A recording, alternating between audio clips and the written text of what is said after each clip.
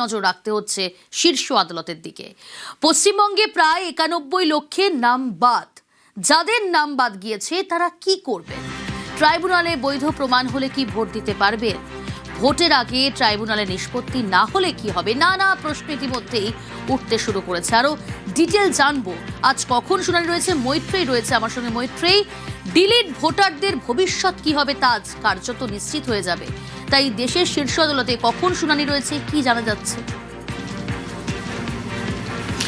প্রিয়াঙ্কা, একেবারেই দেখো, delete voter যারা রয়েছেন, মূলত যে 27 লক্ষ ভোটারের নাম অ্যাডজুডিকেশন তালিকা থেকে বাদ গিয়েছে, সেই 27 লক্ষ ভোটারের ভবিষ্যৎ কি হবে, মূলত তার মধ্যে তাদের মধ্যে যারা বৈধ ভোটার রয়েছেন তাদের কি ভবিষ্যৎ হবে সেটা নিয়ে কিন্তু আজকে সর্বোচ্চ আদালতের দিকে তাকিয়ে রয়েছে গোটা রাজ্য। তার কারণ ইতিমধ্যেই জাতীয় নির্বাচন কমিশন জানিয়েছে যে ভোটার তালিকা ফ্রিজ হয়ে গিয়েছে 2 দফা নির্বাচনের জন্য। এবার ভোটার তালিকা ফ্রিজ হয়ে যাওয়ার পর ট্রাইব্যুনালে যে সমস্ত ভোটারদের নাম বৈধ বলে গৃহীত হচ্ছে, সেই সমস্ত ব্যক্তিরা কতদিন পর্যন্ত সেই সুযোগ পাবেন, নাকি তারা এই ভোটে আর ভোট দেওয়ার তারা সুযোগই পাবেন না, সেই সমস্ত কিছুর বিষয়ে কিন্তু আজকে চূড়ান্ত সিদ্ধান্ত হতে পারে বলে একটা সম্ভাবনা দেখা দিচ্ছে। যদিও এর আগে একটি শুনানি হয়েছিল গত শুক্রবার একটি মামলার মেনশনিং এর ক্ষেত্রে সর্বোচ্চ আদালত তারা বলে দিয়েছিল যে একটি নির্বাচনের একটি কাট অফ ডেট থাকে এবং সেই কাট অফ ডেটে ভোট দিতে পারার থেকেও বড় বিষয় একটি ভোটার তালিকায় স্থান পাওয়া, সেটা অনেক বড় বৃহত্তর সাংবিধানিক অধিকার, বৃহত্তর পরিসর, সেই জায়গাটার উপর তারা বেশি জোর দিতে চান। ফলে সেখানে দাঁড়িয়ে এই ভোটের থেকে বাদ যেতে পারেন কিনা বৈধ ভোটাররা, সেই বড় প্রশ্নটা উঠে আসছে। ফলে আজকে সেটাই দেখার যে সর্বোচ্চ আদালত এই বিষয়ে কোনো দিশা দেখাতে পারেন কিনা।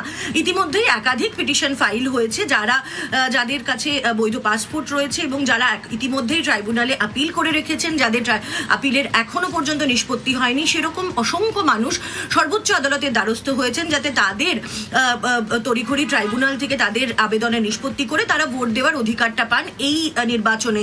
ফলে তাদের ক্ষেত্রেও বা সর্বোচ্চ আদালতের কি নির্দেশ থাকে এবং পাল্টা কমিশন তরফ থেকে কি যুক্তি থাকে, সেই সবটাই কিন্তু আজকে নজরে থাকবে। বেলা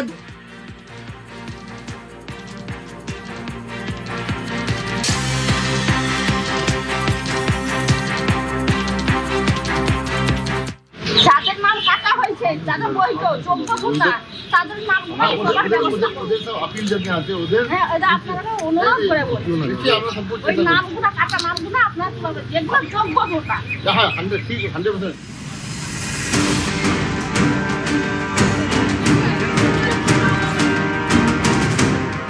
পশ্চিমবঙ্গে খসড়া তালিকা, প্রথম ভোটার তালিকা এবং বিচারাধীনদের নিষ্পত্তি মিলিয়ে নাম বাদ গিয়েছে প্রায় 91 লক্ষ।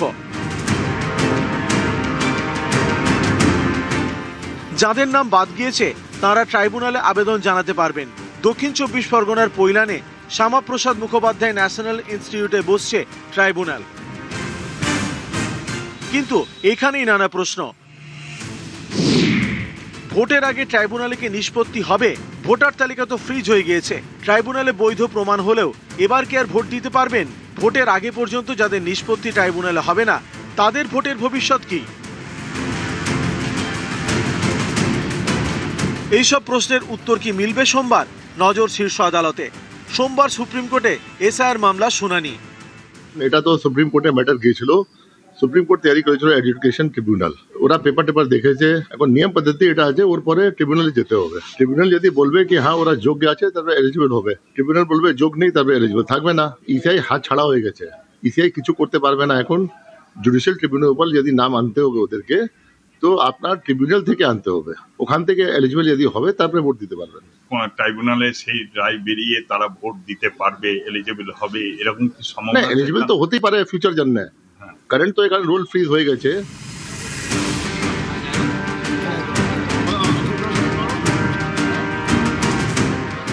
নির্বাচনী প্রস্তুতি খতিয়ে দেখতে শনিবার মুর্শিদাবাদে যান রাজ্যের মুখ্য নির্বাচনী আধিকারিক। বেলডাঙ্গার বেশ কয়েকটি পাড়ায় ঘোরেন, সেখানেই পড়েন প্রশ্নের মুখে। যাদের নাম কাটা হয়েছে, যাদের বৈধ যোগ্য ভোটার, তাদের নামগুলো আপিল যাতে আছে ওদের, হ্যাঁ, এটা আপনারা অনুরোধ করা, আমরা চেষ্টা করব। হ্যাঁ, এটাই না অনুরোধ, তাছাড়া কিছু চাই না। আমরা সুস্থভাবে পাস করতে চাই। ওনাকে পরিষ্কার বললাম কি আপনারা যদি ভোটে নাম ডিলিট হয়ে গেছে, ওটা আপনার জুডিশিয়াল প্রসেস হয়েছে, তারপরে বাদ দিয়েছে। যদি যোগ্য হবে আবার আপিল করে ফিরে আসতে পারবে। তারা তো এবার ভোট দিতে পাবে না। তারা তো দেখা যাক যে ওরা নিষ্পত্তি হয়েছে নি হয়েছে, আপিল করেছেন নি করেছেন, আমি এখন বলতে পারবো না। সাবজুডিস ম্যাটার আমি বলতে পারবো না, সুপ্রিম কোর্টে এখন তো কেস চলছে। যাদের নাম বাদ গিয়েছে তাদের ভোট ভবিষ্যৎ নিয়ে এখনো ধোঁয়াশা। সোমবার কি এই ধোঁয়াশা কাটবে? সোমবার সুপ্রিম কোর্টে এসআইয়ের মামলার শুনানি। নিউজ 18 বাংলা।